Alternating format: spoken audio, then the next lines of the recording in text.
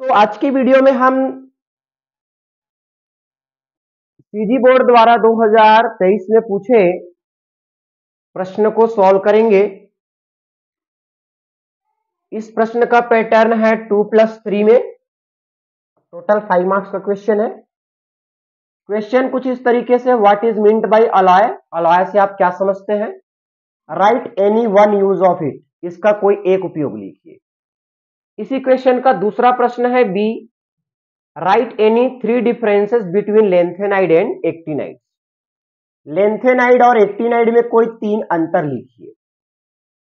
आइए देखते हैं इसको हम किस तरीके से सॉल्व करेंगे। तो सबसे पहला हम बताएंगे भाई कि अलॉय क्या होते हैं। तो alloy is a homogeneous mixture of 2 or more element with a certain fixed composition in which the major component is a metal। मतलब मिश्र धातु 2 या 2 से अधिक तत्वों का एक समांगी मिश्रण है जिसमें मुख्य कंपोनेंट होता है धातु और इसका एक पर्टिकुलर क्या होता है, कंपोजिशन होता है, उसको हम लोग बोलते हैं अलॉय। जैसे एग्जांपल के लिए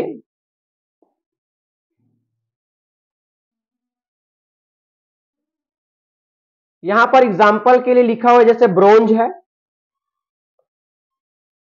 ब्रोंज जिसमें कॉपर 78 to 95% और टिन 5 to 22%। ब्रास है कॉपर 60 to 90% और जिंक है 10 to 40%। फिर 18 कैरेट गोल्ड जो 18 कैरेट का सोना होता है उसमें 75% सोना, 12.5% कॉपर और 12.5% सिल्वर होता है। फिर जर्मन सिल्वर है कॉपर 50%, निकिल 30%, जिंक 20%।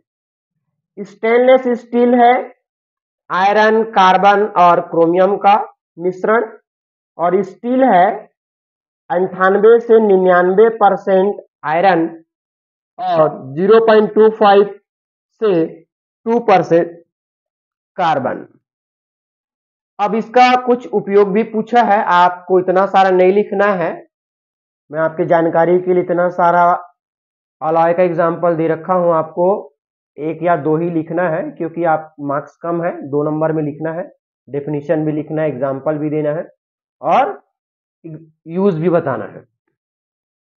तो इसके यूज है कंस्ट्रक्शन में, जो बिल्डिंग का कंस्ट्रक्शन होता है वहां पर इसका यूज है, मेडिकल इक्विपमेंट के निर्माण में इसका उपयोग है, इलेक्ट्रॉनिक्स में इसका उपयोग है और ज्वेलरी में इसका उपयोग है अलॉय का। ठीक है, चलिए इसी का बी क्वेश्चन है, लेंथेनाइड और एक्टिनाइड में डिफरेंस। आइए देखते हैं कि लेंथेनाइड और एक्टिनाइड में क्या डिफरेंस है। ठीक है, तो एक साइड हम लेंथेनाइड को एक्सप्लेन करेंगे और दूसरे side actinide. These element come after lanthanum, so these are called lanthanides। तो लेंथेनाइड जो एलिमेंट्स होते हैं वो लेंथेनम के बाद आते हैं, इसलिए इनको हम लेंथेनाइड्स कहते हैं।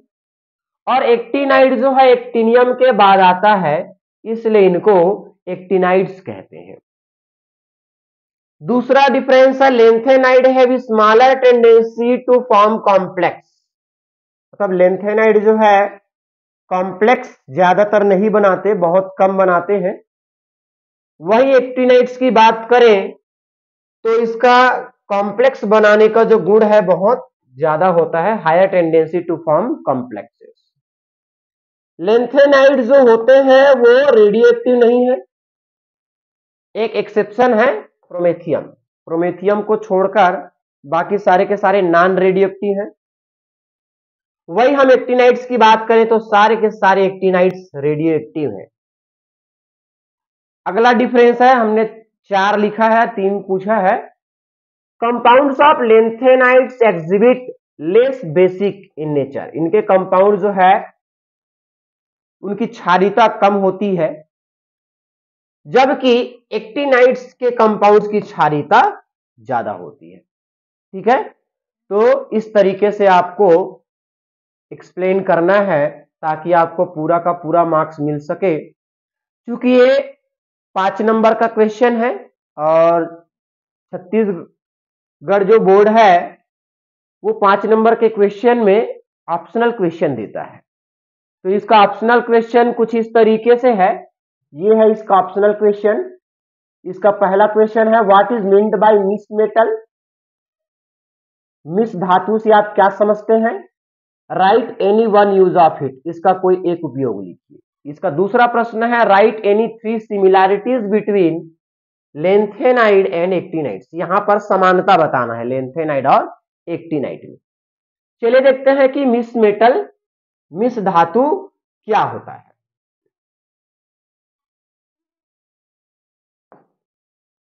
तो an alloy of lanthanides rare earth elements is called misch metal. Lanthanide के अलॉय को ही मिस मेटल कहते हैं। जर्मन में इसका मतलब होता है लेंथेनाइड का मिक्स्ड मेटल। मिस मेटल का जर्मन में अर्थ होता है मिक्स्ड मेटल।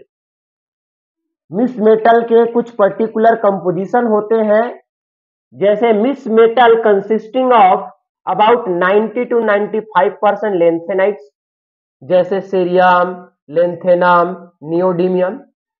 5 से 10% आयरन और अल्प मात्रा में nickel, copper, aluminium, calcium, carbon, silicon और सल्फर होते हैं।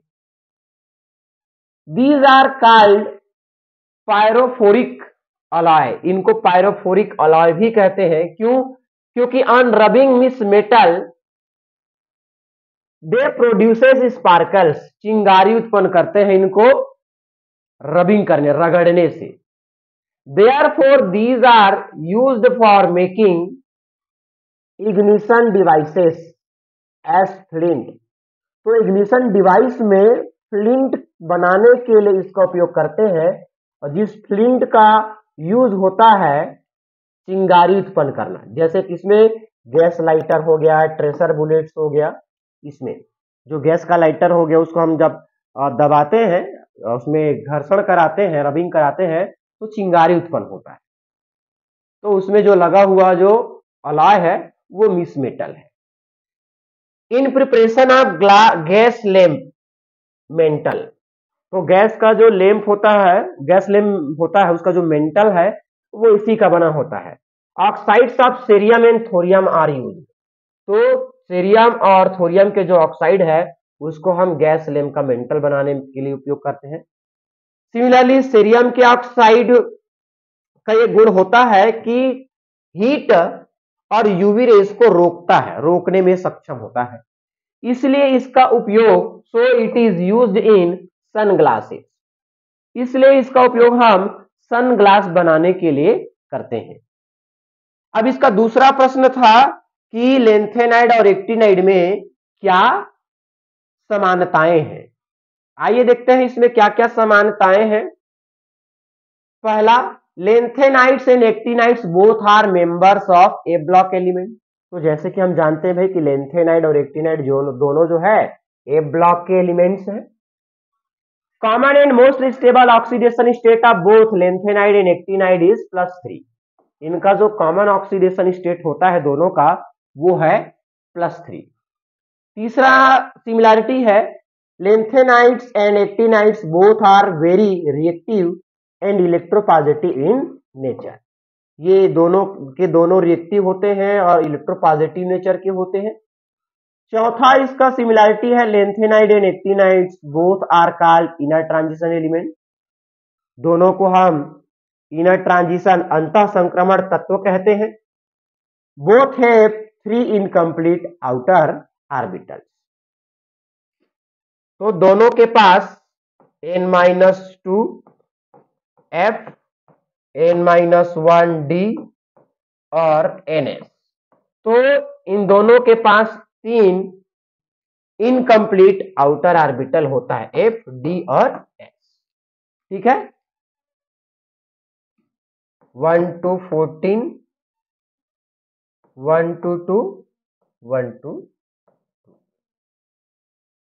0 to, तो ये इनका जनरल इलेक्ट्रॉनिक कॉन्फ़िगरेशन इसी को बोल रहा है कि इन दोनों के पास इनकम्प्लीट 1, 2 और ये 3 आउटर ऑर्बिटल होते हैं। ठीक है, तो इस तरीके से आप एग्जाम हॉल में सॉल्व करेंगे क्वेश्चन तो आपको पूरा का पूरा मार्क्स मिलेगा।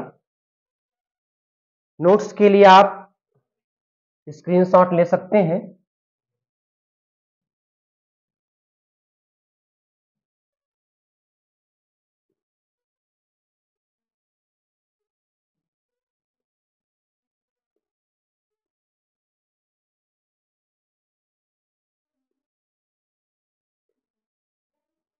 इसमें एक एक दो दो चीज एक्स्ट्रा बताया हुआ है, वो इसलिए ताकि आप एक भूल जाओ तो दूसरा याद रहे, लेकिन एग्जाम में आपको उतना ही लिखना है कि जितना क्वेश्चन में पूछा गया है। एक्स्ट्रा लिख के आप समय की बर्बादी नहीं करना है, क्योंकि एक ही चीज को लिखते रहोगे तो दूसरे प्रश्न के लिए आपके पास समय नहीं रहेंगे। ठीक है।